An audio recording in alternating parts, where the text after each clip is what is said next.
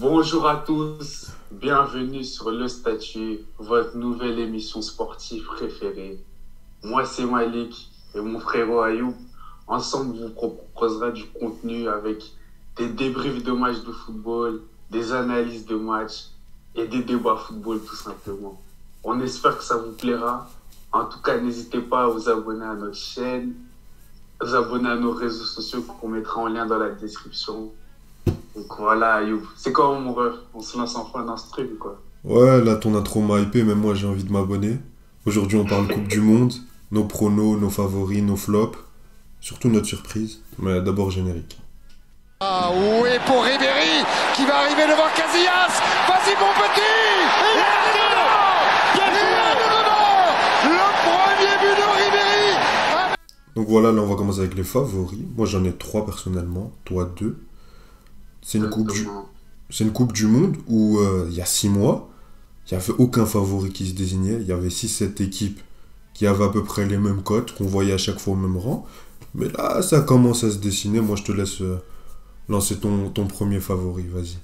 Fais-toi plaisir. Fais-toi plaisir. Mon premier favori, je pense que vous le voyez à la couleur du maillot, hein.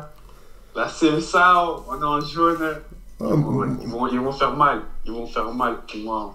On voit leur effectif, à quel point il est complet. Un Neymar qui, depuis le début de saison, est en feu et qui, nous le pensons, sera en feu également pour cette Coupe du Monde. Comme j'ai dit, on avait déjà parlé même en off. Vraiment une équipe, enfin, comment dire, c'est un peu une génération, c'est leur dernière chance à beaucoup. Ils arrivent dans leur trentaine, les Casemiro, les Fabinho, Thiago Silva, n'en parlons même pas, Neymar, donc ils voudront tout donner, l'effectif est complet. Après, j'avoue que des fois, quand c'est le Brésil, on aime bien être hypé. 2014, même 2018, on aime bien être hypé, on aime bien que le Brésil gagne. C'est un peu l'essence du football, le Brésil. Là, c'est le ça. Mais là, franchement, cette année, ils ont l'air d'être complets et pour moi, ils font vraiment partie de mes favoris. Ouais, moi je te rejoins parce que c'est aussi mon premier favori. Pour les mêmes raisons que toi. Et quand tu évoques l'expérience de leur effectif, moi j'ai aussi envie de dire que aujourd'hui tu as le parfait mélange. Tu avais certains moments où tu avais beaucoup de stars qui étaient un peu sur la pente descendante, on disait c'était leur dernière chance, Ah, etc. Là tu as le parfait mélange. Tu as un Neymar qui te dit c'est ma dernière Coupe du Monde, et à côté tu as un Vinicius qui est frais, qui a 21 ans. Tu as un Gabriel Jesus, tu vois, tu as un effectif Anthony aussi, entre la ça jeunesse, peut être intéressant. entre l'expérience, entre les joueurs à leur prime physique, à leur prime en termes d'âge. Donc là, c'est un effectif très complet et surtout, c'est un effectif à chaque poste, c'est un casse-tête. Et surtout le point, pour moi, le point qui m'a le plus fait, qui m'a le plus fait tilt, c'est que tu as eu deux blessures, deux incertitudes pour le mondial. Bon, après, on n'est jamais sûr à 100% qu'ils seront pas là, parce qu'ils feront tout pour y être. Mais c'est Richarlison et Paqueta. Mais pour moi, ça, c'est un mal pour un bien. Pourquoi? Parce que Richarlison, on l'aime bien, un bon joueur à Everton, Tottenham, on voit, hein. Ouais, t'es d'accord. Mais, mais pour moi, ça permettra justement à faire jouer Gabriel Jesus, qui pour moi est bien meilleur sur le début de saison. Hmm. Pourra mieux. Commence pas. On Pourra, on commence parlera pas. pas de ça tout de suite. Ouais, commence pas. Qui pourra mieux faire jouer ses coéquipiers. Et à côté, tu peux mettre un Vinicius à gauche et plus laisser l'axe Neymar en meneur de jeu. Même là au Paris Saint-Germain, c'est depuis qu'on est repassé en 4-1-2-1-2, bah, c'est lui qui joue Hmm. vraiment dans l'axe. Et c'est là que tu vois que c'est ça. Et il joue très bien là. Ouais, c'est sa meilleure position. Et je pense que si tu veux avoir un grand Brésil, tu dois mettre ton meilleur joueur dans les meilleures conditions. Ils ont flop en C'est sûr. 2018. Pour moi, sur la Copa América, c'est la meilleure sélection. Ils font une meilleure campagne que l'Argentine. Après, ils ratent leur finale, ils ratent leur finale. Ça se joue un match, même si on a l'habitude d'évaluer un peu les compétitions âme sud, mais bon, ça faut aller en finale, tu vois. Faut quand même aller au final. Et pour les Ouais. qualifs, en 17 matchs, ils font 45 points. Non, mais bien Faut le sûr, faire, mais oui. on Non, connaît, non, on connaît mais les confrontations, hein. regarde les qualifs d'équipe d'Europe. Ouais, j'avoue aussi. Ouais, regarde, tu vois. Et on dit oui, Ouais, mais c'est la Norvège, oui, mais c'est à la fin. Oui, mais faut le faire. Ah, mais faut gagner, faut aller, faut mettre les j'avoue, chaussettes, le short, et faut gagner. Et eux, ils l'ont fait. j'avoue. Ils l'ont fait, ils ont montré de la régularité. Et moi, c'est mon favori numéro un. Ah ouais, donc moi, je suis passé à mon deuxième favori. Ouais, le dernier qui reste. Ça va en choquer plus d'un, ceux qui me connaissent, et même toi, je pense.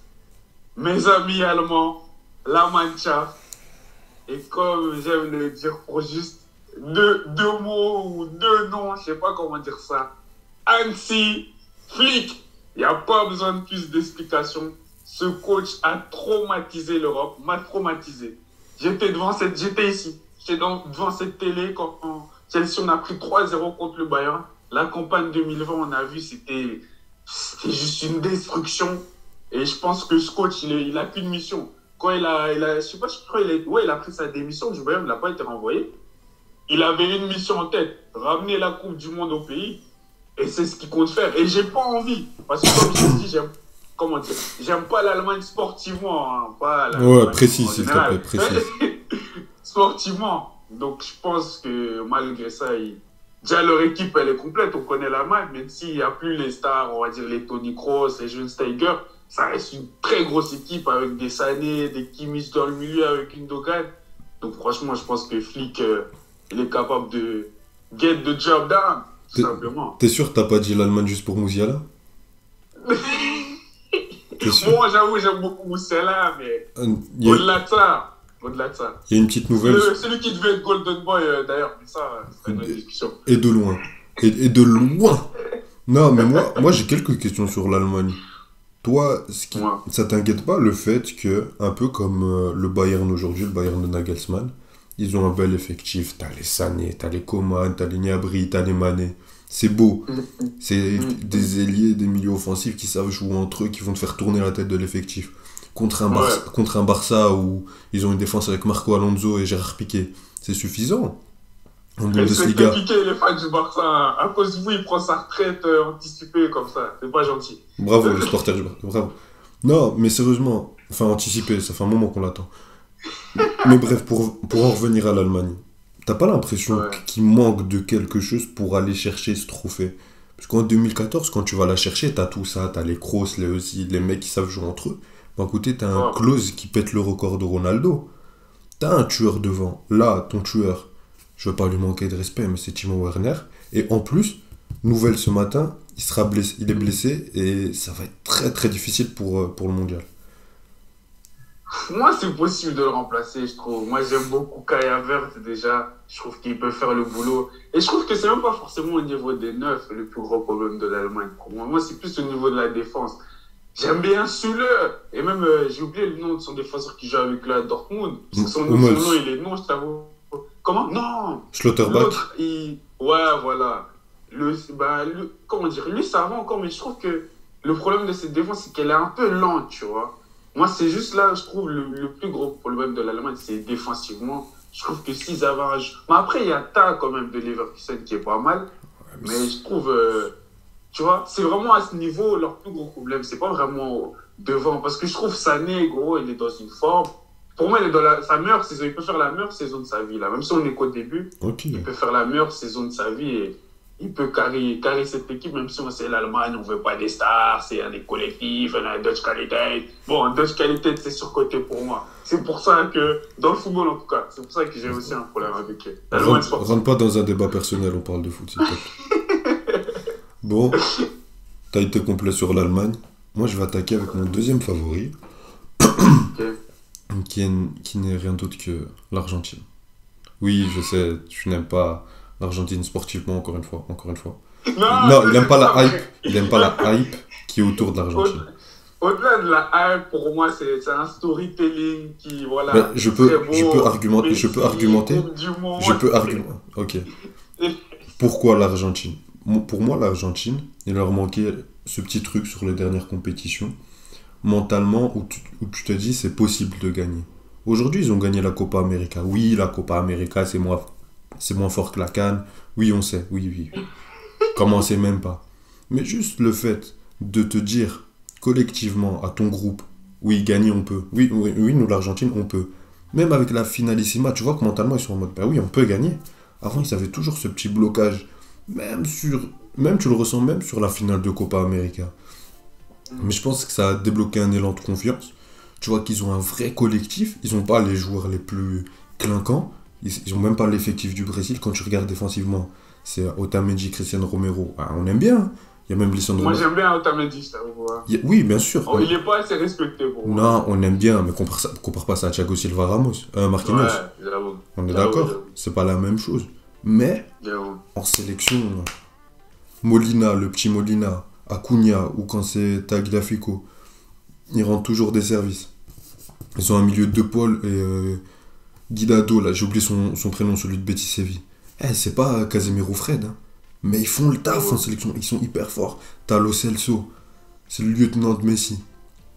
Génial, Di Maria, il devient 3 fois plus fort quand il met un maillot blanc et bleu. Blanc.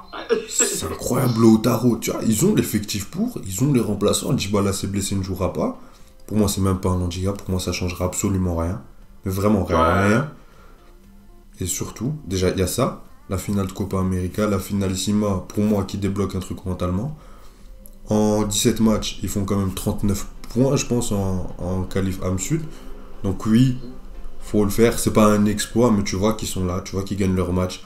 C'est jamais hyper spectaculaire, mais ils font toujours le travail. Scaloni a su créer un vrai truc autour du groupe, un vrai truc autour de l'effectif.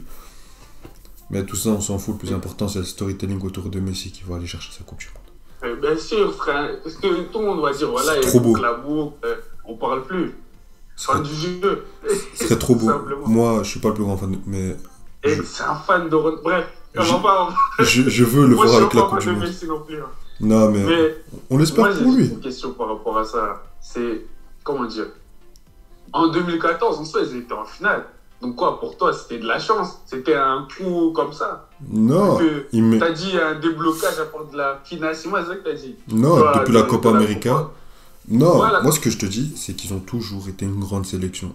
Et encore quand tu vois l'effectif, pour moi ils ont surperformé. Compare ça à l'effectif de l'Allemagne, calmos. Tu vois, ok, il y avait Higuaín et tout. Déjà, tu as toujours une instabilité offensivement pour trouver tes schémas, etc. Je trouvais ça assez difficile en Argentine. Mais pour moi, le plus gros point, c'est ils avaient peut-être un complexe d'infériorité par rapport à l'Allemagne, tu vois. Tu avais peut-être trop de pression sur les épaules de Messi, tu vois. Tu avais tout ça qui faisait que... parce que pour moi, cette Coupe du Monde, ce qui va être bien, il y a un autre point que je voulais aborder, c'est que pour moi, tu vas retirer une pression au collectif. Pourquoi ? Parce que c'est soit Messi qui va gagner la Coupe du Monde, soit Messi qui va perdre la Coupe du Monde. Tu vois ce que je veux dire? Donc quand t'es moins bien, tu dis, ouais, tout sur les épaules de Messi, tout. Messi prend tout sur son dos. Arrête, si tu gagnes, bon, toi t'es joueur, tu t'en fous, t'as ta Coupe du Monde, mais on parlera que de Messi, tu vois. Mais ça enlève un poids à cette sélection. En 2014, tu voyais vraiment que Messi, t'avais l'impression qu'il prenait le poids d'un... En plus, depuis la Copa América, c'est Messi, et je veux pas dire qu'il est mieux vu comme si avant il était lynché, mais il est beaucoup mieux vu qu'avant où on disait ouais Maradona nous a ramené 2 Coupes du Monde, l'autre faux Maradona, rien du tout. Tu vois, c'était plus ça les débats au pays. Donc... On dit ça comme si on était là-bas. Oui, mais j'ai un oncle argentin. Bref, je peux attaquer mon dernier favori brièvement. Pour moi, j'ai le Brésil et l'Argentine comme mes 2 plus grands favoris. Et en dessous, j'ai l'Angleterre. L'Angleterre, pourquoi? Je vais y aller très brièvement parce qu'on vous prépare une vidéo sur l'Angleterre avec notre 11, nos attentes, tout. L'Angleterre, pourquoi? Pour 3 points. Déjà, ils ont, comme le Brésil, ils ont un effectif. Ils ont encore des blessés, etc. Mais ça reste dingue l'effectif qu'ils ont, etc. Pour moi, c'est le favori le plus sous-coté. Comme Manchester City, à chaque fois, on les voit dans les cotes avant une compétition. On se dit, ouais, mais qu'est-ce qu'ils font là? Mais non, eux, ils gagnent pas. Comme Manchester City, ils gagnent pas en Europe. Mais eux, ils ne gagnent pas... Ils ne gagnent jamais. Tais-toi. Eux, ils gagnent pas en compétition internationale. On se dit toujours ça. Mais quand tu regardes, 2016, ok, ils sont éliminés contre l'Islande, pas de souci. En 2018, ils finissent en demi-finale. Ça se joue à un plat du pied d'Harry Kane. S'il ouvre juste un peu plus son pied, il la donne à Sterling. Bon, Sterling l'aurait mis au-dessus, mais c'est pas le sujet. Tu vois, là, tu peux finir en finale. Et là, l'histoire change, tu vois. C'est sur une action. Bon, après, avec Dessy, on refait le monde, mais avec une passe d'Harry Kane aussi, tu vois. Donc, ça se joue à rien. Le meilleur attaquant d'Europe. L'Angleterre. Pardon? On continue. L'Angleterre m'avait surpris. En 2021, honnêtement, moi, je les attendais pas du tout. J'attendais beaucoup plus la France. J'attendais la Belgique, peut-être dans une dernière compétition, on en reparlera encore. J'attendais pas l'Angleterre, ils font finale. Et ils perdent au penalty. Donc, La encore une finale, fois, ils arrivent sur une demi-finale un peu frauduleuse et sur 4, 5, 6 peu matchs, je sais pas importe, combien chez eux aussi, peu faut importe, le quand tu préciser. vois l'Angleterre, oui, bien sûr, mais ils l'ont fait. Encore une fois, faut le faire. Voilà, on peut pas leur enlever. Bien sûr, ils ont le plus de matchs. Ça, j'avais oublié, hein. C'est vrai qu'ils ont le plus de matchs chez eux. Bon, là, ils seront au Qatar. Ils ont que des matchs chez eux. Mais c'est incroyable, tu vois. Jamais on les attend, ils sont toujours là. Moi, je pense qu'aujourd'hui, Southgate arrive à l'apogée de son projet. Qu'on aime ou qu'on n'aime pas, mais moi, je suis le plus critique sur ses choix, etc. Pour il arrive à l'apogée de son projet. Pour moi, c'est maintenant ou jamais. C'est comme avec la Belgique pour l'Euro 2021. C'est cette Coupe du Monde. C'est la dernière, C'est la der c'est des la der. victoire ou rien. C'est soit victoire finale, soit oubli. Soit tu ramènes une Coupe du Monde au pays après 60 ans d'attente. Soit tu retournes prendre du Nesquik et regarder la tête. Mais c'est fini. Tu vas aller t'asseoir, Et regarder la donc, première ligue. ils ont cet effectif, on espère un réveil de... Bah, on en reparlera plus en détail de cette Angleterre. Mais voilà, c'était mon dernier favori. On a été complet. Qui est- Je pense qu'on peut attaquer nos flops. Vas-y Malik. Et c'est ça qui est drôle, encore une fois, excuse-moi de t'interrompre. C'est que dans mes flops, vu que j'en ai deux, l'Angleterre fait partie de ces flops. L'Angleterre fait partie de ces flops. L'England, je suis désolé. Ça, je prends ça pour une attaque personnelle.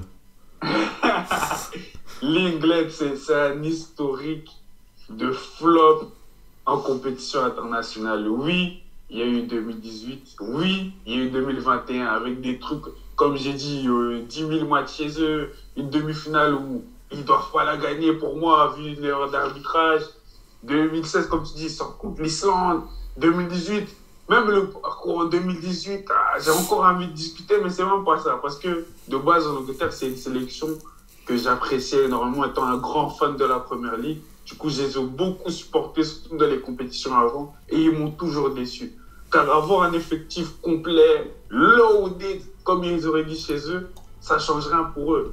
Ils peuvent avoir les meilleurs joueurs, ça change rien pour eux. Ils trouvent un moyen de flopper. C'est à l'époque de Bobby Charlton, même mon daron n'était pas né, qu'ils ont réussi à gagner une Coupe du Monde. Et c'est aujourd'hui que ça va changer. Je ne pense pas, je suis désolé. On va me dire que c'est mon seul argument, mais franchement, l'historique de l'Angleterre a floppé dans les grandes compétitions me fait dire qu'ils vont flopper cette compétition. Et au-delà de ça, leurs blessés au niveau des backs me font quand même peur, surtout au bas droit. Le truc, Rhys James qui n'est pas là, le meilleur back droit au monde. Chilwell qui n'est pas là, le meilleur back gauche. Bon, je vais pas dire le meilleur back gauche. Il y a Luke Shaw qui revient bien. Et c'était lui. Oui, Ça, pas mal. Ouais, même quand toi et moi, on préférait ce que faisait Chilwell, même si Luke Shaw faisait une très belle saison, on préférait ce que Chilwell faisait du côté de Chelsea. Pas mal, Luke Shaw, j'avoue. Bah, Luke Shaw, t'as vu la compétition qu'il fait, tu vois.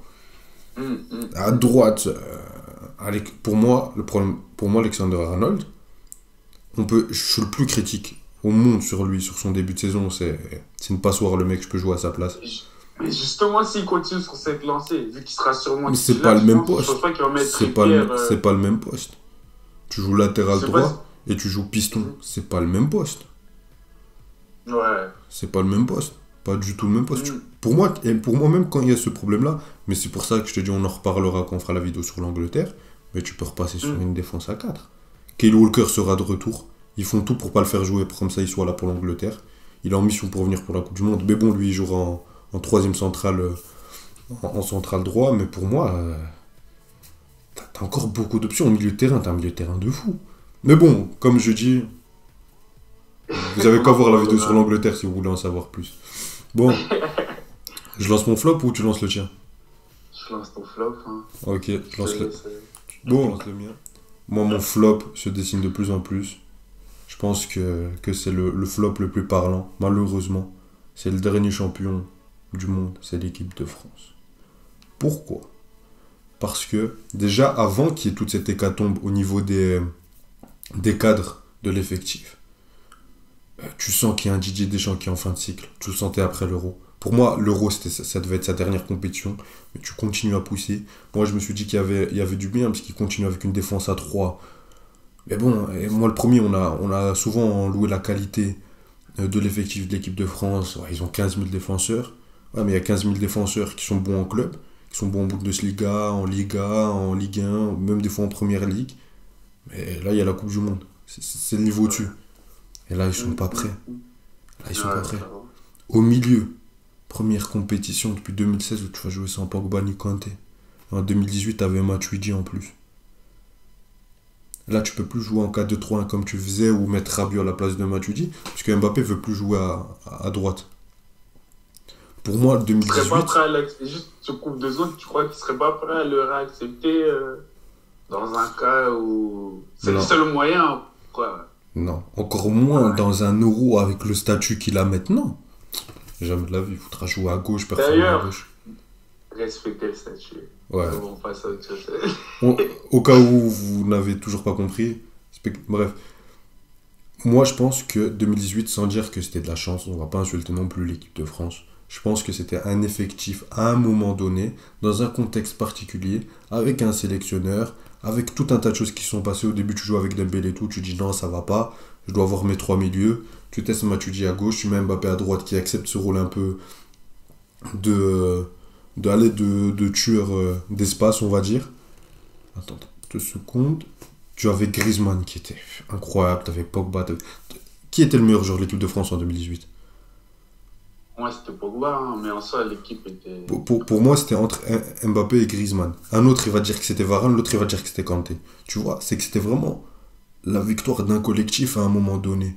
Aujourd'hui, tu n'as plus ce collectif et tu as un sélectionneur qui peine à mettre en place quelque chose. Et en plus de ça, tu as une hécatombe au niveau des joueurs. Mais bon, encore une fois, il y a une vidéo aussi réservée à l'équipe de France. Et on entendra ça, pour rajouter, moi, l'équipe de France fait aussi partie de mes flops. Parce que pour moi, en rajoutant sur ce que tu as dit, en 2018, il y avait une disposition tactique claire, mise. C'est même, excuse-moi, j'ai vu dans leur reportage, je sais plus, c'était Aller les Bleus ou un truc comme ça. Ils parlaient de... Ils sentaient comme à l'Atlético. On met le but, bloc serré. Et lui, il aime ça, il a dit. Tu vois, ça va me faire rire, mais je veux dire que tactiquement, ils étaient prêts. Chacun connaissait son rôle. Et en 2021, dû au fait qu'il y avait d'autres joueurs, tu avais le retour de Benzema, il fallait changer la manière de jouer. Et je pense que Deschamps a eu du mal à mettre une tactique qu'il a plu. Juste sur ça. Moi, sur ça. C'est pas pour défendre Benzema. Je vais pas le défendre, ça a été le meilleur joueur de l'équipe de France avec Pogba en 2021. Enfin, le seul joueur qui a su jouer, à peu près. Mais c'est un peu vrai. Non, c'est vrai. Mais pour moi, c'est vraiment pas pour rentrer dans le truc de non, c'est pas du tout la faute. Mais en fait, quand tu vois, si tu intègres pas Benzema, t'as quand même un Mbappé qui ne peut plus jouer à droite, qui veut jouer à gauche. Donc t'as un système où tu vas le mettre comment? Tu vas faire un 4-2-3-1, tu vas remettre une sorte de Matuidi à droite, tu n'en as pas. Tu vas mettre quoi? Tolisso? Non. Donc ce que tu fais, c'est que tu vas quand même passer dans un système à 2 attaquants.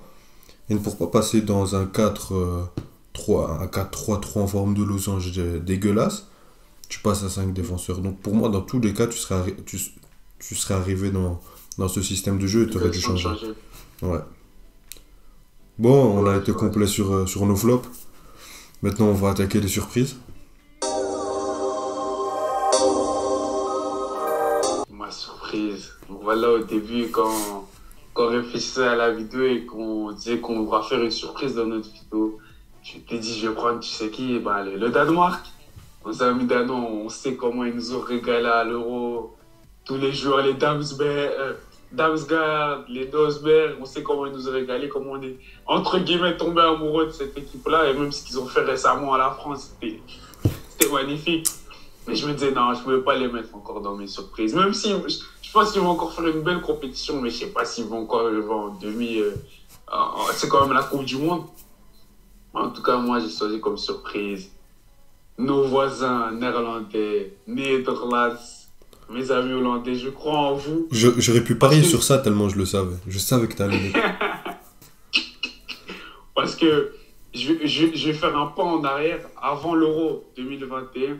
Avant que Koeman ne prenne ce poste au Barça, le boulot qu'il effectuait avec cette sélection des Pays-Bas, c'était magnifique.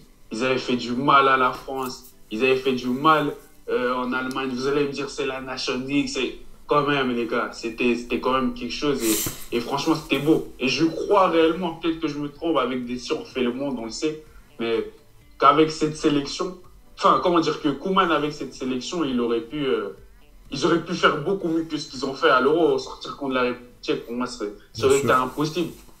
Et donc, c'est pour ça que déjà de base, c'était une très bonne sélection. Et comme ils ont perdu ce coach-là, ben, c'est un peu parti en vrille, tout son travail et son projet. Et là, avec la venue d'un coach expérimenté comme Louis Van Gaal, je crois que ça reprend, la machine, elle reprend. On a vu ce qu'ils ont fait à la Belgique, c'était pas bon non plus.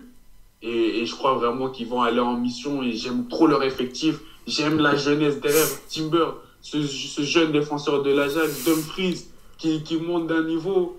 Virgil en patron, même si... Je sais pas que le truc à Liverpool, je trouve pas qu'il fait une saison si dégueulasse que ça, en vrai, tu vois. Moi, franchement, je trouve pas. Il joue pas à son meilleur niveau, d'accord, mais les gens veulent faire passer comme si c'est que de ta faute que Liverpool est Non, dans non, non, cette non, situation. non, non, c'est pas ça. Pour moi, non. C'est juste Il est que pas dans sa meilleure saison, il joue pas son meilleur football. Depuis- Il fait quelques erreurs, mais il reste correct. Ça reste Virgil van Dijk. Et même quand on le voit en sélection, il est très clean. Je suis désolé. C'est mon avis, peut-être que je me trompe. Mais pour moi, il n'est pas dans la pire saison de sa carrière comme on peut me le faire passer.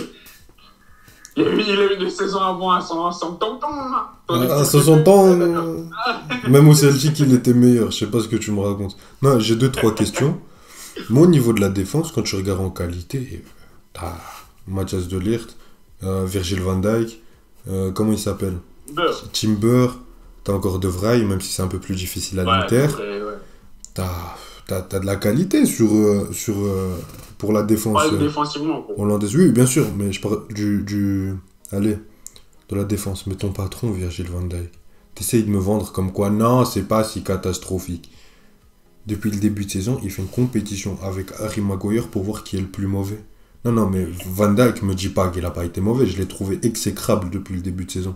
Et ça me fait mal au cœur de le dire, parce que je le défends. Pour moi, Van Dijk, tous les débats qu'on avait, tous les clichés qu'on avait sur Van Dijk en mode il recule trop, c'est juste un beau joueur technique, tous les clichés qu'il y avait sur Van Dijk, tous les clichés. Ben là, on les voit en vrai. Tu vois qu'il recule, il sait pas quoi faire. C'est pas un vrai leader de défense. Des fois, il se retourne, il regarde Joe Gomez.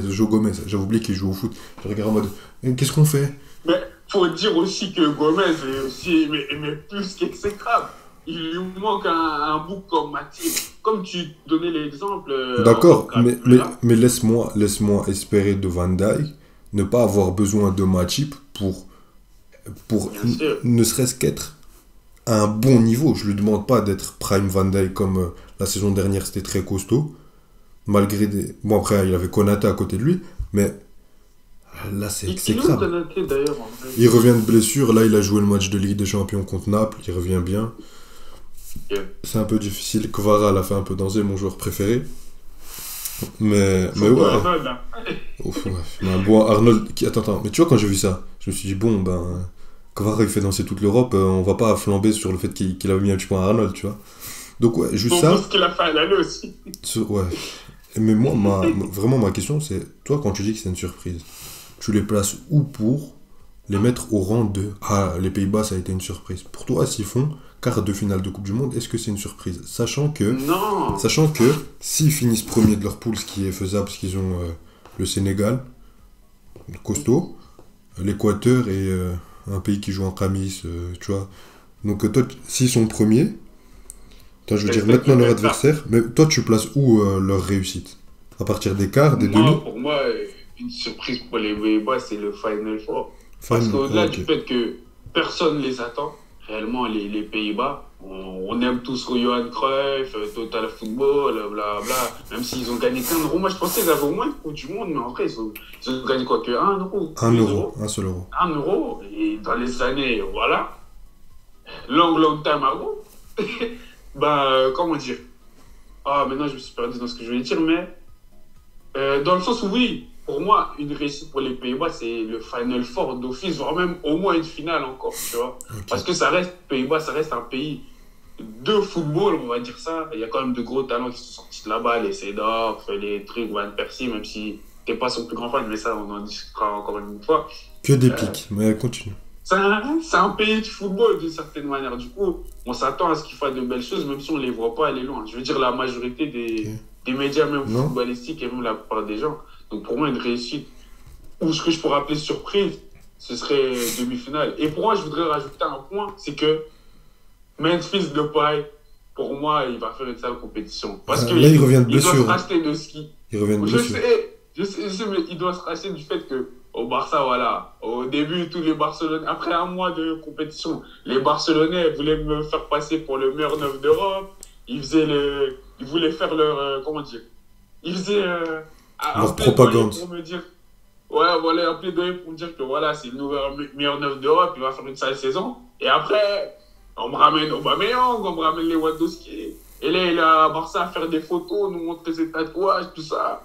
C'est un beau gosse, hein, les mecs fils de paille, on aime tous sur Insta le drip. Mais je suis désolé, sur le terrain, vous pouvez voir. Et je pense qu'à la Coupe du Monde, il va le faire. J'espère, puisque sa relation avec Coman a toujours été hyper bonne. C'est lui qui voulait le faire venir au Barça. Aux Pays-Bas, il était exceptionnel. Il met même un triplé contre l'Allemagne en Ligue des Nations.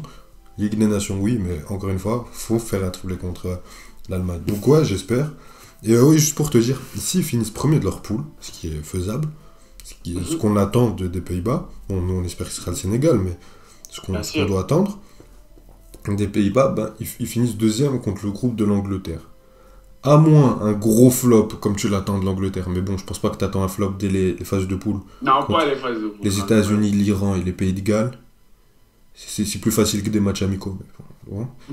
Bah, tu vois, ils finiront sur le deuxième de ce groupe-là. Donc, potentiellement, ils sont déjà en quart de finale. S'ils font le travail en groupe, bien sûr, parce que c'est la Coupe du Monde, hein, les Pays de Galles, à tout moment, ils les sortent. Hein. Ou même les États-Unis, on sait pas. Bon, après, ils jouent au soccer, c'est pas le même. Mais bref, tu vois, mais à tout moment, ils sont très rapidement en quart de finale. Et après, tu as un match d'arriver au Final Four. C'est fort. Bon, j'attaque ma surprise. Je sais que ça va en déplaire à beaucoup, surtout à toi, mais j'en ai rien à faire. Ma surprise, c'est le Maroc. Pourquoi ? Non, mais déjà, je vais argumenter. Le Maroc, pourquoi ? Parce que, quand je définis surprise, pour moi, j'attends pas que le Maroc aille en demi-finale. J'attends juste que le Maroc sorte des encore poules. Une chance. J'attends juste que le Maroc... On va pas m'insulter, j'aime beaucoup les Marocains. Vous êtes des frères, mais... Il y aura son adresse en description. Bref, le Maroc, dans son histoire, en 5 participations, n'est sorti qu'une fois des phases de poule. Donc, oui, qu'une seule fois. En Coupe du Monde. Oh non. Ouais, ok. Un argument de plus pour m'attaquer. Mais bref. Donc, ce serait un exploit pour une sélection comme le Maroc de sortir des phases de poule. Ce ne sera seulement la deuxième fois de ton histoire. Et en plus, t'es pas dans une phase de poule comme celle de l'Angleterre où tu te bats contre l'Iran et les États-Unis. Non, t'es dans la phase de poule. Joue au soccer, toi. Bref, t'es dans une phase de poule vraiment compliquée, vraiment difficile, mais je pense que t'es dans une phase de poule. J'abuse, hein, mais tout le monde peut finir premier, tout le monde peut finir dernier. Même ce qu'on va dire sur la Belgique, on a une vidéo qu'on leur consacre, mais pour moi, tu as la place de finir deuxième, tu affrontes le Brésil, mon rêve, genre parce qu'en fait on est un peu cousins au niveau de la ressemblance au niveau du style de jeu. Ah ouais, si vous êtes deuxième, vous affrontez le premier du coup du Brésil. Ouais, on affronte le... Ah ok. Et du coup voilà, et même si on finit premier, imaginons, on tombe contre le deuxième de... Imaginons, soyons dans le rêve, dans l'imagination. Je t'ai pas coupé la parole. Si on finit premier, on tombe contre soit l'Espagne, soit l'Allemagne. Contre le deuxième de ce groupe-là. À part s'il y a une surprise et c'est le Japon. Mais bon, donc dans tous les cas, tu tombes sur un tirage très difficile. Donc bon, pour moi, si tu arrives en 8ème de finale, tu as un effectif très séduisant. Tu as des joueurs qui sont beaux à avoir joué. Les Boufa, les Ziyech, les Ounahi, les Harit, les Mazraoui, les Hakimi. Tu as tous ces joueurs-là qui vont faire plaisir au public. Moi, je pense que ce Maroc-là, avec le nouveau sélectionneur, peut toucher le cœur du public, du grand public pour cette Coupe du Monde. Et en plus, moi j'ai été très critique quand il y a eu la démission de notre ancien sélectionneur Vaïd. Je vais pas dire son nom de famille, c'est trop long. long. Le renvoi plutôt, c'est des... Ouais, non, un renvoi, pardon, un renvoi. Merci de me rectifier. Mais quand il y a eu son renvoi à 2 matchs de la Coupe du Monde, moi je crée la catastrophe. Mais quand je vois le nouvel élan que le nouveau sélectionneur nous ramène, Walid Regragui, c'est l'ancien entraîneur de Wydad, un club marocain, T'as un Ah, nouveau- mais je te coupe 2 secondes, c'est un coach marocain, du coup. Oui, c'est un coach marocain. C'est la première Coupe Ouais, du c'est Monde bien pour vous. où les 5 sélectionneurs seront des sélectionneurs nationaux. Africain, ouais, Ah, ça. les 5 sélectionneurs C'est africains ça. sont des sélectionneurs nationaux. Et là, t'as un vrai élan collectif. Tu vois que les mecs sont plus soudés que jamais. T'as le retour de Ziyech, t'as le retour de Mazraoui, t'as une bonne cohésion de groupe. T'as Walid Regragui qui est un peu dans la mentalité de Deschamps, mais ouais, c'est pas Deschamps qui a inventé ça, mais il est un peu dans le truc où il dit bon, moi sur les 26 et 23, ben, il y en aura 4-5 qui seront là juste pour le groupe. Il sait à quel point la vie de groupe c'est important. Donc je pense que tu pars pas seulement avec un 11, mais tu pars avec un vrai groupe, que tu peux toucher le cœur du public avec les joueurs que tu as, avec le jeu que tu vas imposer. Ce sera pas le Brésil, on extrapole, mais tu peux toucher le cœur des gens. Tu es dans un groupe où tu peux arriver en huitième. Tu peux faire un peu, sans vouloir recopier nos frères, mais faire un peu ce que l'Algérie avait fait contre l'Allemagne, où ils avaient touché le cœur de tout le monde, où ils ont failli battre le champion du monde en titre. Donc voilà, mon story est celui-ci. Le Maroc est à 2 doigts de battre le Brésil. On perd au penalty. Puis le Brésil va aller chercher sa Coupe du Monde. On se souviendra du Maroc comme la seule équipe à avoir emmené le Brésil jusqu'en prolongation. Bon, Si je peux réagir, j'aime beaucoup ton imagination, ton rêve, j'aime beaucoup cet optimisme envers ta sélection. Il le faut. Si vous ne rêvez pas, ça ne sert à rien d'y aller.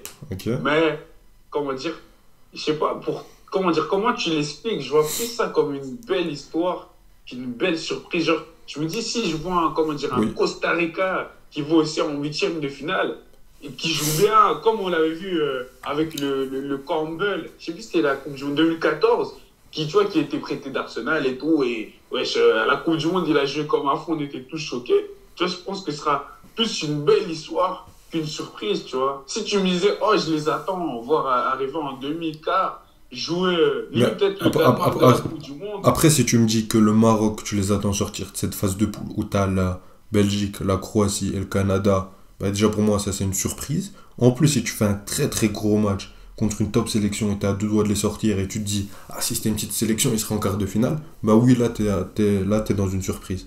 C'est pas juste arriver en huitième de finale, tu tombes contre une équipe de ton niveau, je sais pas, ou même un peu plus forte. Genre, tu vois, par exemple, si tu tombes contre le Sénégal, c'est pas le Brésil, Mm. c'est au-dessus de toi, c'est pas le Brésil. Et si tu perds, ben là, tu auras des remords. Sénégal aussi, c'est au-dessus. Hein. Oui, oui, je l'ai dit. Merci, merci Malik. D'ailleurs, le Congo est dans la phase de poule. Bon, Oh, on va parler du Congo Ouais. ici. je pense qu'on a été complet. On a tout dit. Ah, Nos c'est flops, nos favoris, nos surprises. N'hésitez pas à nous donner les vôtres en commentaire. N'hésitez pas à liker cette vidéo si elle vous a plu. Vous abonner. Nos réseaux sociaux, RT, Story, tout ça, vous connaissez. On vous dit à mercredi pour une vidéo spécialement organisée pour la Belgique. On espère que ça vous plaira et à mercredi. Merci. Prenez soin de vous.